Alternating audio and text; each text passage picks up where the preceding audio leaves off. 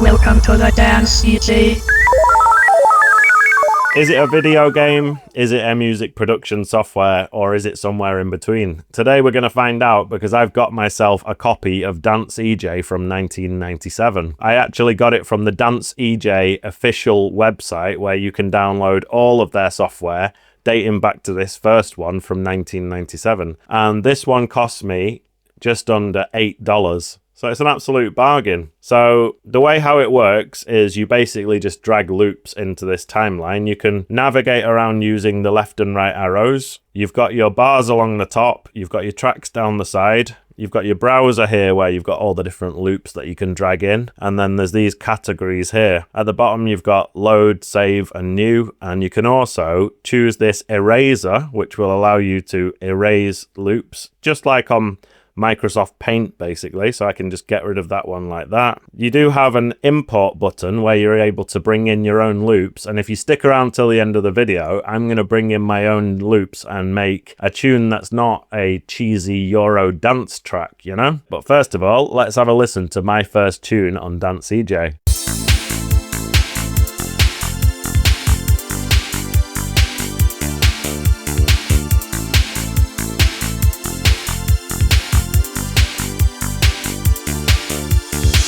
So as you can see, you've got 6 normal tracks, and then you've got tracks 7 and 8, which are L and R. So they are hard panned to the left and right. So if you want something to be on the left, you're going to have to put it on track 7. And if you want it to be on the right, you're going to have to put it on track 8. So what they've done is they've provided these loops that have a capital L and R. And the idea is you put them onto track 7 and 8, and then you finally get to hear something in stereo.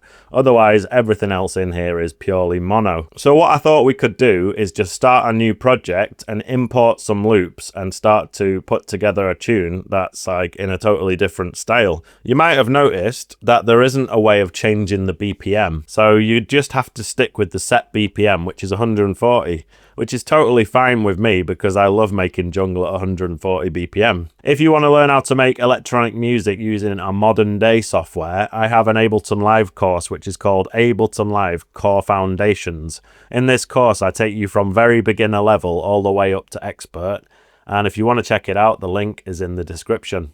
So let's start a new tune, and I'll just say, yes, I want to erase that mix. So this is what it looks like when you've got a brand new project. What I'm going to do is go to import and bring in my own loops. So I'll just go to the desktop. So I've got all mine in this eJay loops, and actually some of these have already been imported. So I'm just going to select the ones that I want to import. So I'm just going to press OK. And as you can see, we now have our own loops down here. Now, the way you browse through them is with this up and down buttons here. So you can go through the list. So let's start to arrange our own tune in Dance eJay. First thing I want to grab is the tambourine. So I'm just going to put that. I mean, which track should I choose? Maybe I'll just put it on track 1. So the tambourine sounds like this. It's a bit quiet, but don't worry. So just like with a modern computer, you can just hold down the Alt key and then drag the loop and let go, and it's copied it. So I'm going to drag that to make it so that it goes on for 8 bars. Oops. You need to make sure you've pressed Alt before you start dragging the clip. So it is a little bit fiddly, but once you get the hang of it, you can actually work pretty quickly in here. So that's 8. Now, do you remember before I was telling you about tracks 7 and 8 and how they are L and R? Well, I've made myself pad L and pad R to go in there. So with a bit of luck, these should sound stereo now.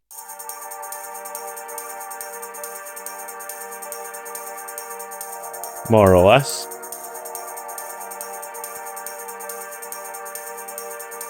And I'm going to keep the pad going. What you can do is you can drag like that and select them both, and then hold down Alt and just drag it.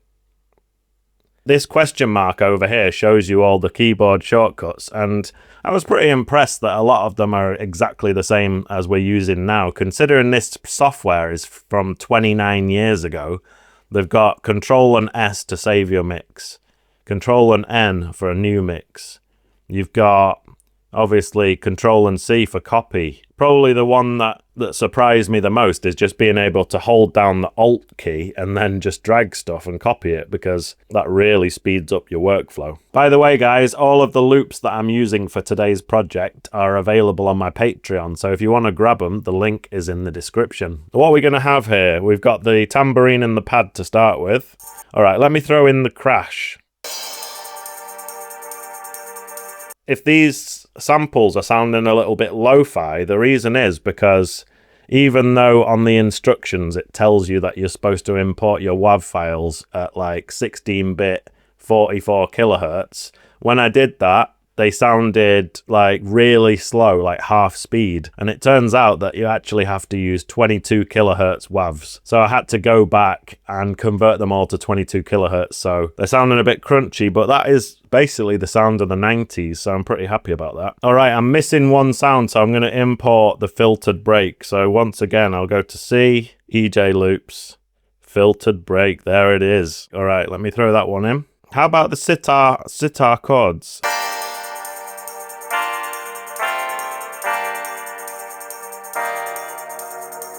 So if you're wondering if I've just made a tune and then chopped it into loops, no, I haven't actually. I've made loops, imported them into eJay, and this is literally me doing the arrangement now. So I've never heard the full finished tune before, and it's going to be just as much of a surprise for me.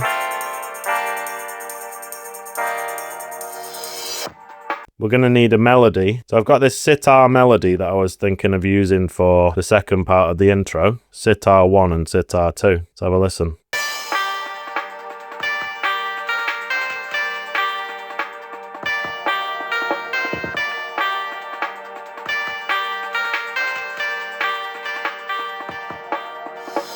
So sitar 2 has a bit of a delay on it, so to lead up to the drop.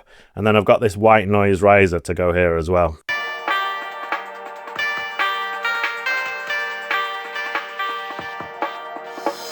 Kind of quiet, but it should work. All right, so now we're on to the drop. So I've got HP break, and I've also got another break, which is called DTD. It stands for do the do. So there are two breaks. And I'm going to get HP break 2. All right, and then we've got a couple of different types of bass. So I think I'm going to go for the Reese bass first. There's the Reese bass.